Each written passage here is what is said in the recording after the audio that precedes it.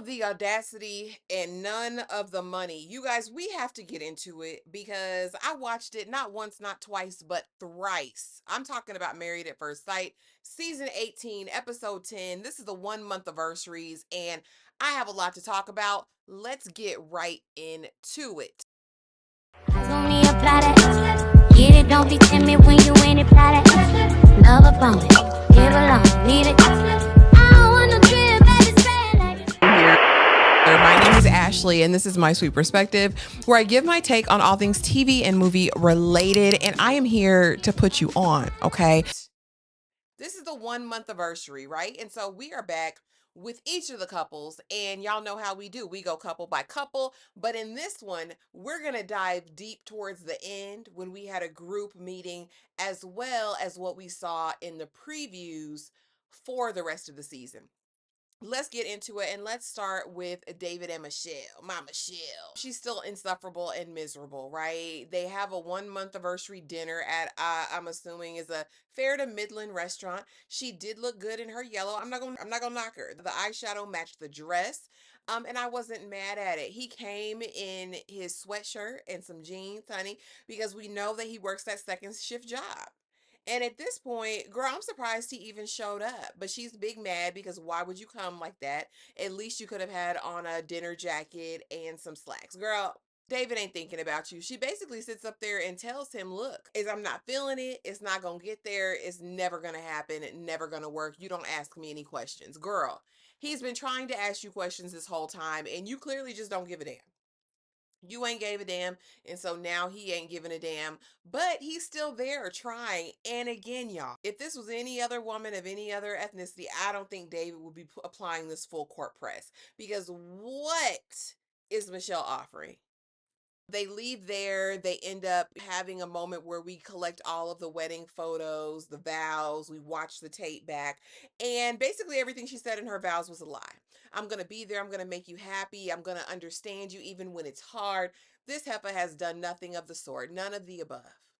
All right. And he's sitting there, and I wanted to feel for him in the moment, but the way that he was wiping away these imaginary tears that never fully realized sent me, David, because you're not a victim. Let's stop that, David. And he's like, well, if we could have just both stuck with our vows, we could have been something. We could have been contenders, right? But it was never going to happen, never going to work. I'm over it. They're boring.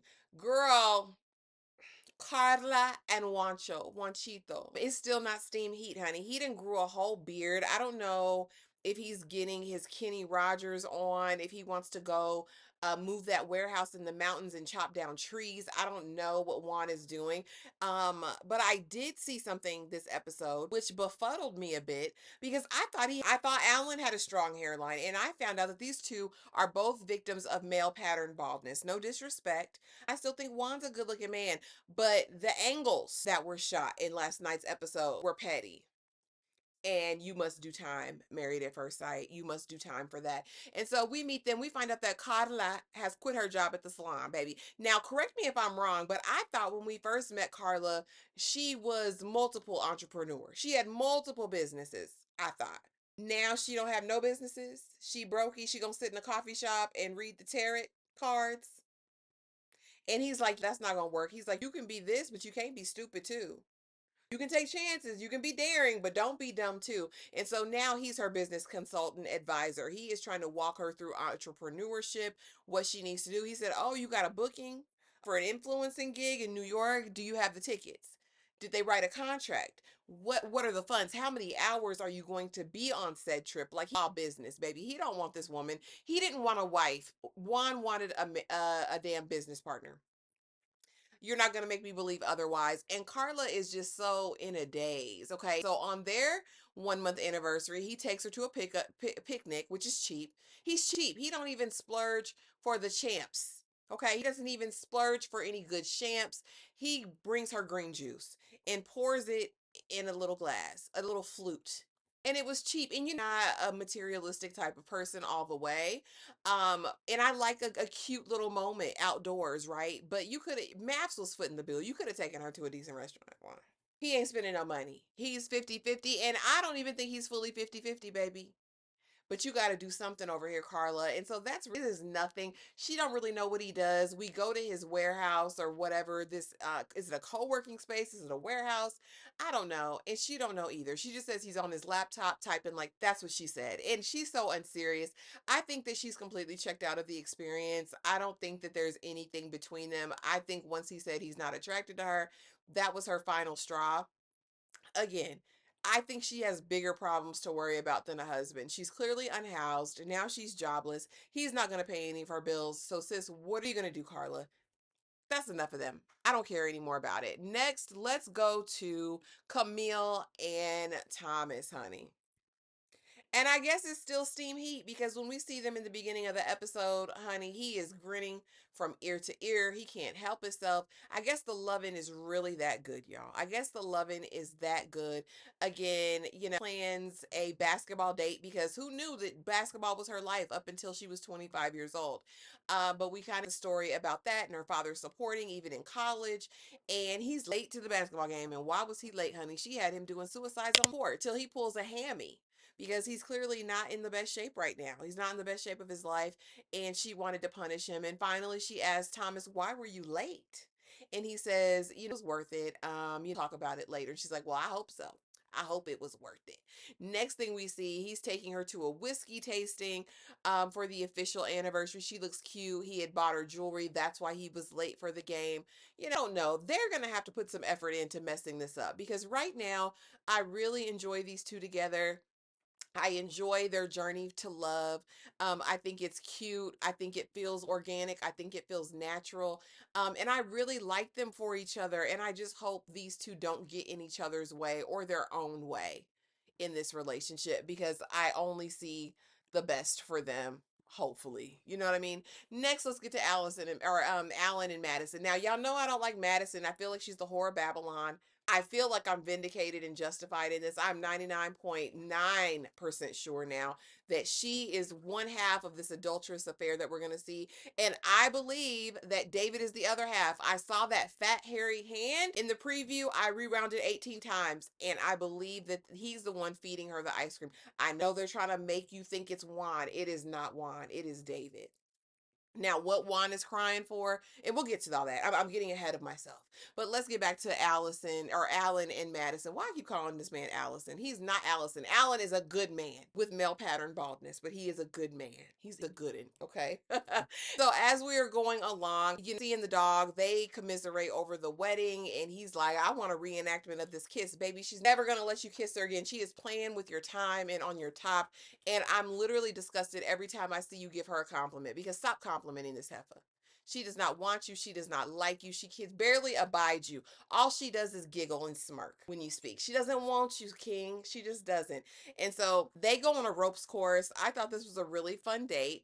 They also go play tennis, and he's playing a game of tennis for a kiss, which I don't think was ever fully realized. He's asking the deeper questions or trying to, and she said, "Do you really want me to answer that on our anniversary?" Because she don't want it with you, Buki. They do the ropes course, which I think is so fun. I've only ever done a ropes course twice, I think, in my life. I think we were in Virginia. Very fun time where you're up in the trees and you're going over makeshift bridges and ropes. It's like the most amazing time. And so they're doing that, and it can be really bonding and like building, right? And so they're there, and he's talking about forever. I just want my wife for forever. I just want my love for forever. And she says, "Baby, forever is a long time." Fade to black. She's not here for you, Alan. Get some sense about yourself, sir, and ease on down this road. Let the whore be the whore of Babylon in peace. Let that lady cheat in peace, Alan, at this point. Because again, y'all, he can give everything. He can give it all, the effort, and it's never going to be enough because she can't get out of her own way. Now, she did have some points tonight, and we'll get to it. I'm going to give credit where credit is due, but at the end of the day, she is playing in Alan's space. Finally, last but not least, the Cankle King of Chicago, the Cankle King of the world at this point, because the way that he pissed me off start to finish, and excuse me in advance, if you are an Ikechi fan, an Ikechi lover, go ahead and exit stage left because you are not going to like me after this because it's, I don't loathe many people. I have a very high tolerance most of the time for people. I can stomach people. I might have a casual dislike, But the way I'm going to have to pray as it relates to him, because he is one of the most vile, incomprehensible, low down, scum bucket, slug A MFers I have ever seen in my entire life. I had to quote Eddie Kane Jr. because nothing could quite encapsulate the way that I feel about this man other than Eddie Kane Jr. in the Five Heartbeats. Go watch it if you haven't. It's great. It's the anniversary, the month anniversary. MM plans the event. MM spends the money on the charcuterie and the activity, the little paint by numbers or whatever situation. And he just shows up like a petulant child. He shows up there looking like a kid. I don't even know what he was wearing, why he had them high rise pants on or whatever, high water pants. I don't know what he was going through, but he sat there, looked in her face as she is playing this whole thing and talked about, we need to do more of this. Negro, you didn't do any of it. She planned it all and you just showed up. They're doing watercolors. He's like, you just want to chill. I just want to exist. But you haven't made the time to exist, chill, or be with MM. That was the first thing. Disgusting. Because what kind of person are you? I'm just utterly and completely disgusted. And so then, of course, we see them again. And this is where now they've received their wedding items. They have received the lookbook, the vows, all that. They're going through it. Mind you, he's on the whole other side of the room. He won't even sit on the couch by MM. How disgusted he is by her. I definitely gave, why did I get married? He don't like me. He don't want me. He don't love me. He don't want you. He doesn't. He's on the other side of the room and he's having nice pictures. It's nice.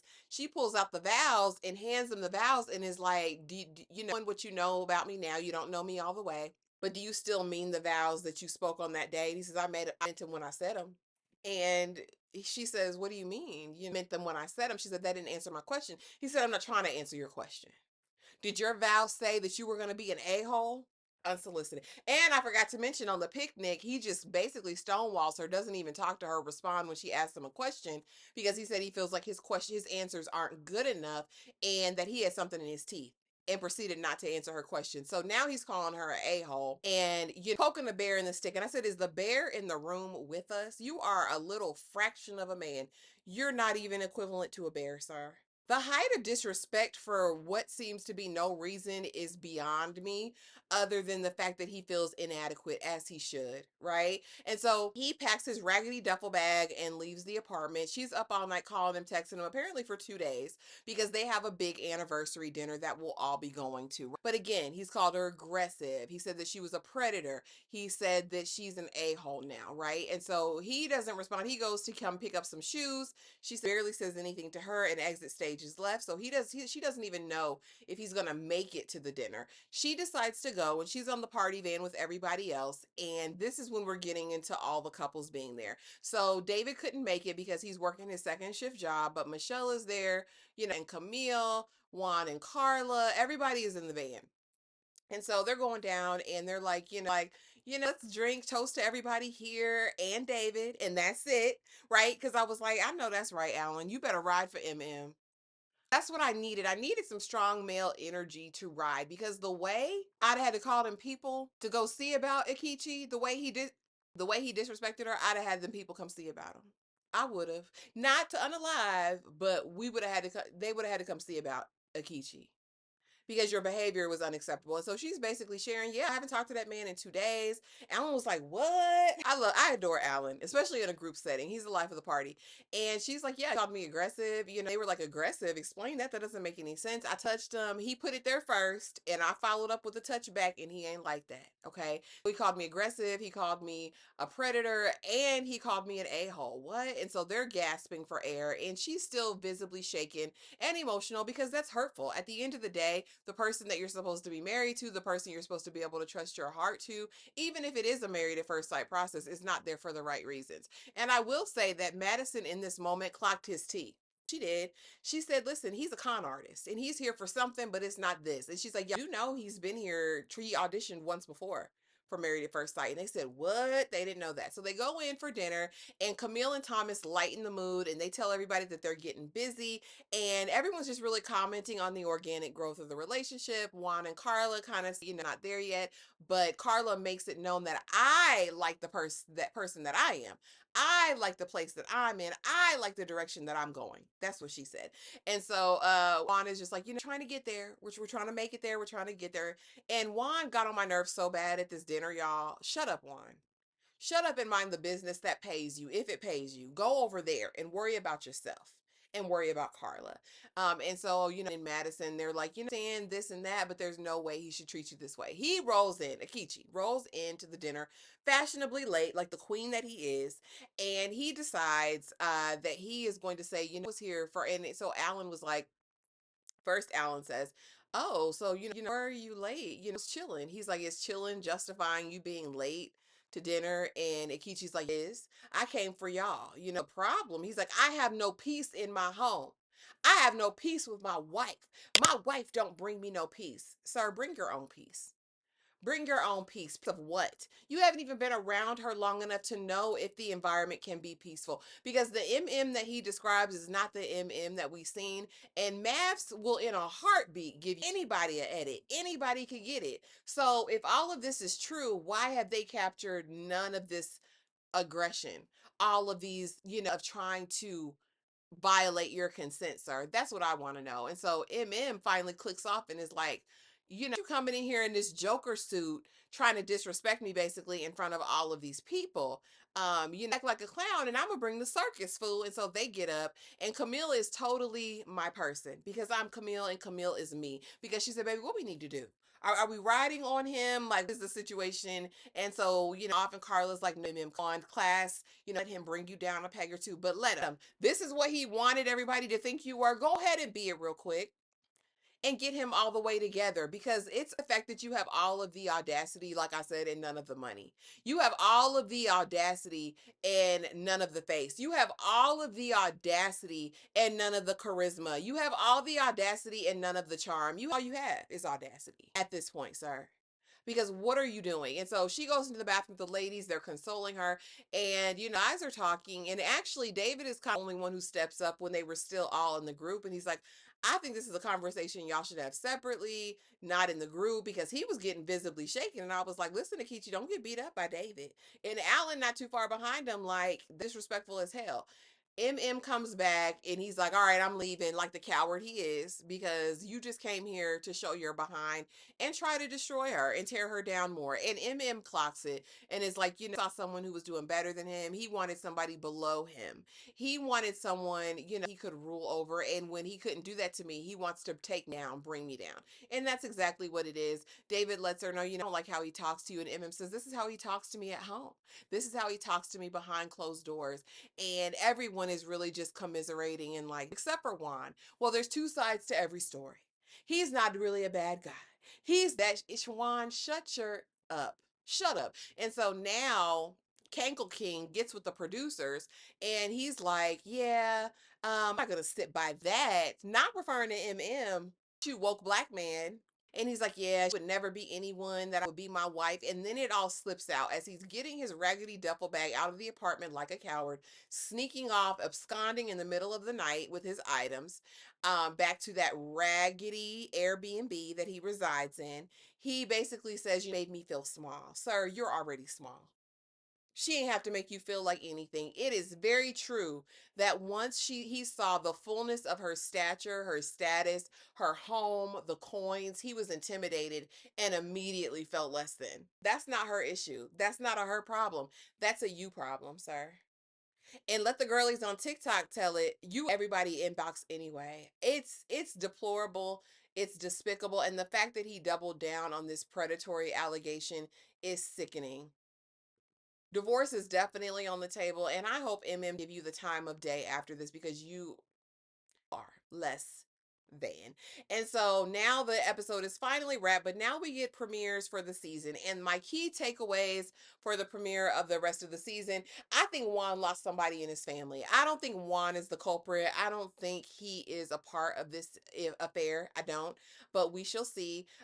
David is the one feeding Madison this ice cream. A light-skinned black man with a mustache will be proposing to by the end of this season. Of course, she feels like, why isn't she chosen? She's hugging, consoling Alan. I think he's hugging and consoling her. We see him spaz out with Juan in the apartment, but again, I don't think this is about Juan. And I'm like, Alan, who you ready to fight? Because the way he took off that jacket was like he was ready for war. You guys, this was a great episode. We will be live Thursday night to talk about all of the ins and outs of episode 10, Married at First Sight, season 18. Make sure that you join us. Be there or be square. If you enjoyed this video, please be sure to like, subscribe, do all of the things. And I will see y'all in the next video. Thanks for watching.